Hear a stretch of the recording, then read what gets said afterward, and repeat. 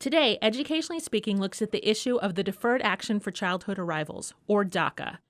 Deferred Action for Childhood Arrivals has become a key cornerstone in the debate over immigration into the United States. It has become a lightning rod of political debate, with advocates and foes deeply entrenched in the argument. The policy was created after it had become apparent that there were increasing numbers of illegal students graduating from high school and colleges after being brought here as minors, often as infants. DACA would remove these students from law enforcement consideration of deportation. There is a misconception about DACA. It isn't a new initiative, and it was not a legislative action passed by Congress, nor was it an executive order. However, the policy did come out of the Department of Homeland Security under the Obama administration. Kimberly, an immigration attorney, explains. I read a great quote the other day that said, the history of DACA is old enough that it itself now qualifies for DACA status, meaning it's at least 16 years old. So DACA in some shape or form has been around all the way since 2001. It was originally introduced back then as the DREAM Act, and versions of it got reintroduced in the Congress multiple times, 2007, 2010, and it would make it through one chamber of Congress, but just never cleared both chambers at the same time. In June of 2012, then Secretary of the Department of Homeland Security, Janet Napolitano, issues a memo that is essentially what we know as DACA. So one interesting point is that people often refer to this as an executive order, and it's not really. President Obama himself didn't actually issue an executive order.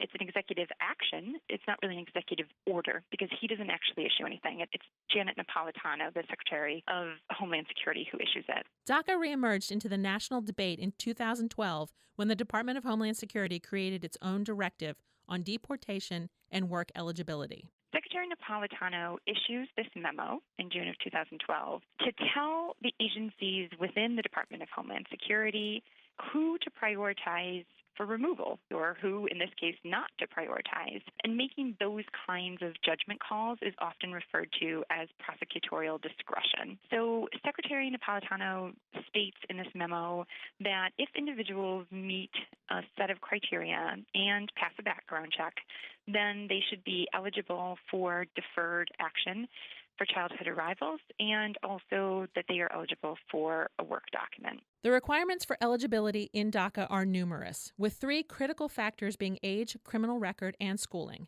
Passing these barriers allows a dreamer to remain in the U.S. without fear of deportation. You have to have come to the United States when you are under the age of 16, and when you initially apply, you have to be under the age of 30. You have to have continuously resided in the United States for 5 years at the time that DACA was enacted, back in June of 2012. You have to be a student or a graduate or been honorably discharged from either the armed forces or the Coast Guard. You have to have not been convicted of crimes or otherwise pose a threat to public safety or a threat to national security.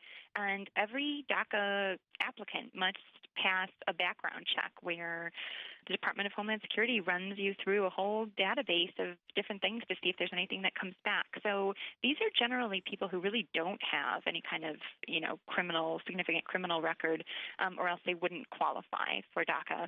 And if you qualify, then DACA is issued in 2-year increments that are renewable. So you're given DACA status and work authorization for 2 years, and then you have to apply to renew it and again go through that whole process of background checks and so forth. At its peak, DACA has allowed some 800,000 undocumented young people to stay, attend school, and work in the United States.